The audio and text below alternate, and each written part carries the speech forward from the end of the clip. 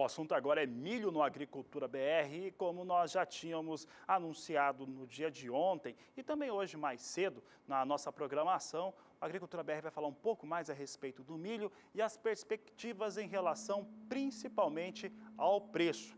O que acontece com o preço do milho?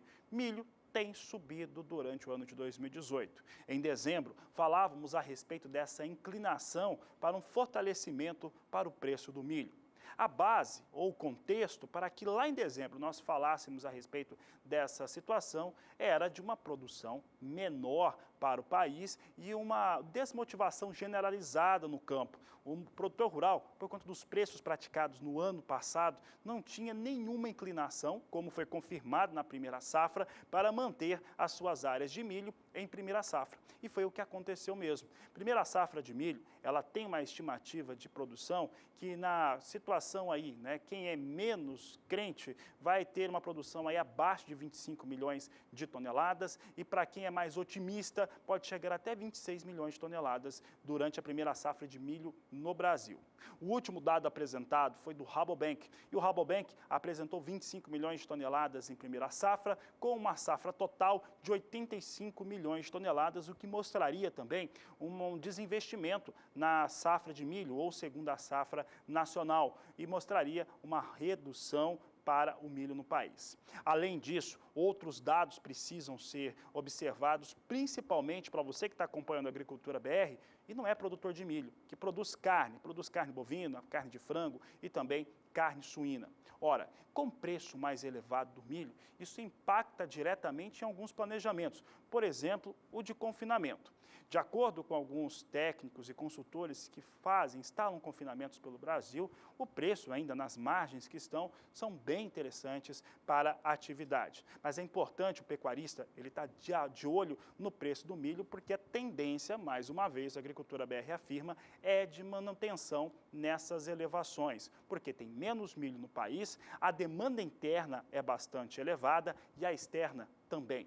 Essa demanda externa, ela acontece por conta de uma expectativa hoje que existe em relação ao México. México que no primeiro bimestre deste ano chegou a fazer uma aquisição que é 4 vezes superior a tudo que comprou no último ano em relação ao Brasil.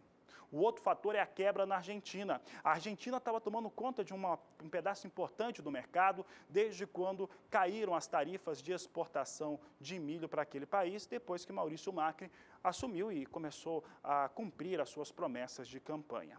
E como lá tem quebra, talvez tenha também uma participação menor, e isso é muito bom para o Brasil, principalmente, de certo modo até para o Paraguai.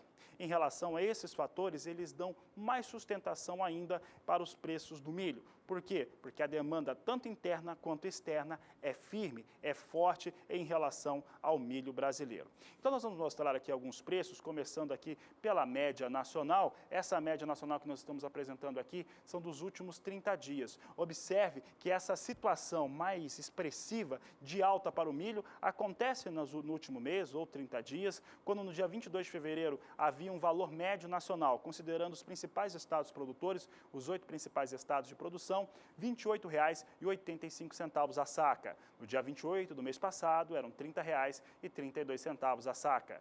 Em 7 de março, chegava a R$ 32,27 a saca. 15 de março, R$ 33,52. Observe como março tem essa aceleração. 22 de março chega a R$ 35,02. Então, tem uma aceleração aqui bem importante em relação aos valores praticados com milho nos últimos 30 dias. Fica mais evidente. Se alguém tinha dúvida que o milho subiria de preço nesse ano de 2018, em especial no primeiro semestre, essa dúvida já está bastante diluída, porque o preço do milho é extremamente forte no momento, com uma elevação igualmente elevada. Agora, o que perguntavam hoje, mais cedo, na redação, durante a produção da Agricultura BR, era no comparativo daquilo que acontecia em 2016 e 2017. Olha só por que o plantio foi tão menor. Observe aqui os dados. Em março de 2016, por volta dessa data, aqui nós tínhamos a posição de março, né, os valores praticados em março, em R$ 42,15 por saca de 60 quilos. Olha esse valor. Olha o que acontece um ano depois. Ele despenca quase R$ 20 a saca para R$ 22,58. O valor de R$ 22,58 a saca de 60 quilos em 2017, ele não era remunerador para o agricultor. Então teve essa desmotivação. É por isso que pouca gente está com cultivo e para a segunda safra tem pouco investimento tecnológico. Março de 2018 chegando a R$ 35,02 a saca. O posicionamento da Agricultura BR é que o milho segue ganhando força, dificilmente vai chegar aos patamares do ano de 2016. Por quê? 2016 era um ano que tinha escassez de milho e não tinha milho disponível mesmo. Então, mesmo com valor mais alto, pouca gente conseguiu lucrar, porque não tinha milho para vender. Entretanto, é muito possível que esses valores se aproximem e se aproximem muito das médias do ano de 2016. Portanto, acreditamos ainda em elevações durante o ano de 2018. E as lavouras de milho de segunda safra estão em pleno desenvolvimento nas lavouras do país. Pequena parte ainda precisa ser semeada, o restante já está trazendo todo o seu vigor nos campos. Vamos saber então com a Juliana Rezende, da Sumar Meteorologia, como que o clima fica para as áreas de todo o país para esta cultura.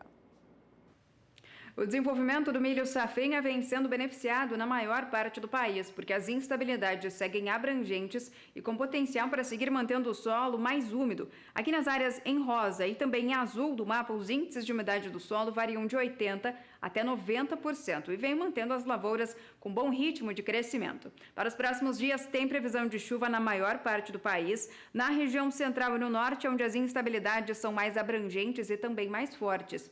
Tanto que os acumulados na região centro-oeste podem ficar em torno de 50 milímetros, mas nas áreas mais ao norte, o acumulado de chuva ainda é mais elevado e pode alcançar até 70 milímetros. Na região sudeste, a chuva segue perdendo intensidade porque uma frente fria que atuava próximo à costa da região agora se afasta em direção ao oceano.